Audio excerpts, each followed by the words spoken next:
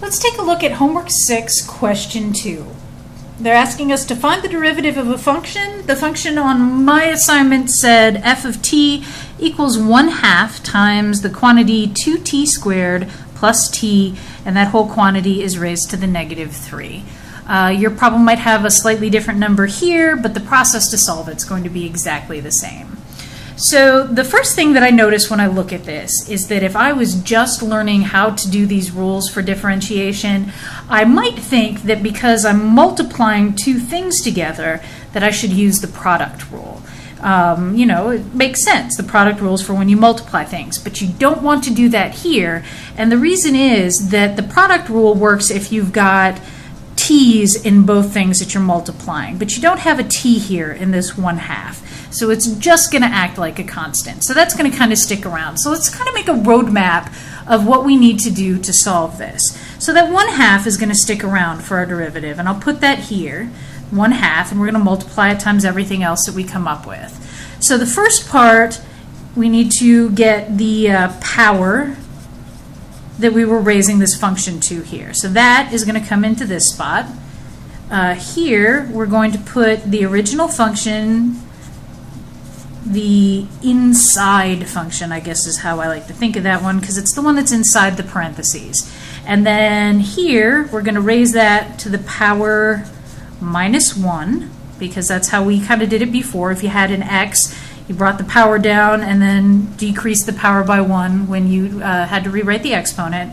And then the last thing we need is the derivative of the inside function. All right, that way. Okay? So now we just need to kind of fill in the blanks. So let's do that. We have the 1/2 that's stuck around because it's just a constant. We're just multiplying by a constant. Now we need the power, so that's going to be times -3. I'm just bringing the -3 down. Times the inside function. I'm just copying that exactly the way it was. So that's no big deal. And we're going to have to change this. We have to subtract 1, just like we did with the power rule before. So this is going to be a -4. And then we need to multiply it by the derivative of whatever the inside function is. So here we have 2t squared plus t. 2t squared, I need to bring down the exponent. So that's going to be 2 times 2, which is 4. T squared, well, that's a t. 2 minus 1, that's 1. So it's just t to the first power. And then plus t, that's t to the first power. I bring down my exponent. That's a little tricky. Bring down my exponent. So my exponent was technically a 1 up here. I'm going to bring that down. And then times t to the 1 minus 1, that's 0. That makes the t go away. Okay? And if we want to, we can expand that. But I think that WebAssign will actually take that answer as is. Let's see if they want us. Well, if you wanted, we can try and make this pretty. Let's go ahead and go all the way. If you really want to see what it takes, you should be able to enter that into WebAssign though. So let's see. We had f prime of t equals 1/2 times -3 times 2t squared. Oh, by the way, if you've already entered the answer in and you don't want to follow along and simplify, that's okay. You can stop the video now and move on. If you want to see how to simplify this, we'll do it together. Okay, so that was the original function.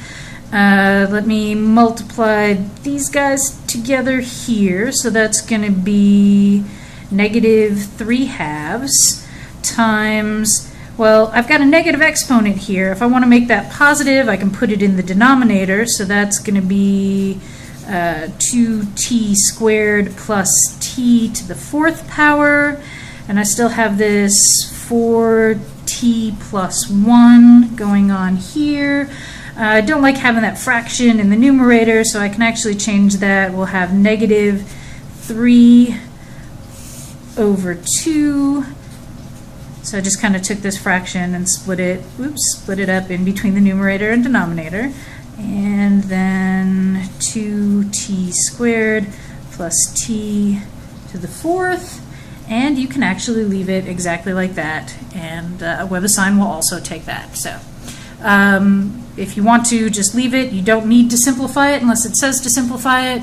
If you want to simplify it, those were the steps to simplify. And that is how you work question number 2 on homework 6.